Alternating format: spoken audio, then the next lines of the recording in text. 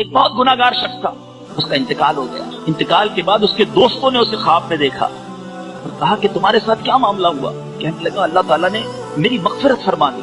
لوگ بڑے حیران ہوئے، تو تو بڑا گنہگار، تیری مغفرت کیسے ہو گئی؟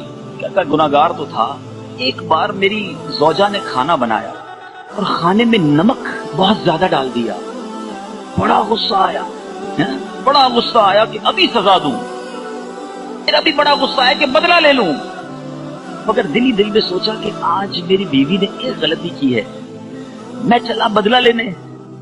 میں صبح سے شام اپنے رب کی بارگاہ میں کتنی خدائیاں کرتا ہوں، کتنی غلطیاں کرتا ہوں، وہ تو مجھ سے کوئی سزا نہیں دیتا، وہ تو مجھے چلائی جا رہا ہے، نبھائی جا رہا ہے۔ کہتا کچھ نہیں کہا، زبان سے کچھ نہیں کہا، بس میں نے صبر کر لیا اور کھانا کھا لیا۔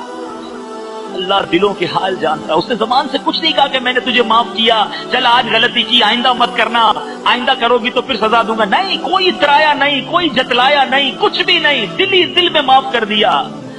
مرنے کے بعد اسے بتایا گیا کہ اس روز تم نے اپنی بیوی کو، میری بندی کو کھانے میں غلطی کرنے پہ جو معاف کیا تھا، تو نے بندہ ہو کر میری بندی کو معاف کر دیا، میں تو سب سے بڑا معاف کرنے والا ہوں، جا میں نے تیرے سارے گناہ معاف کر دیے۔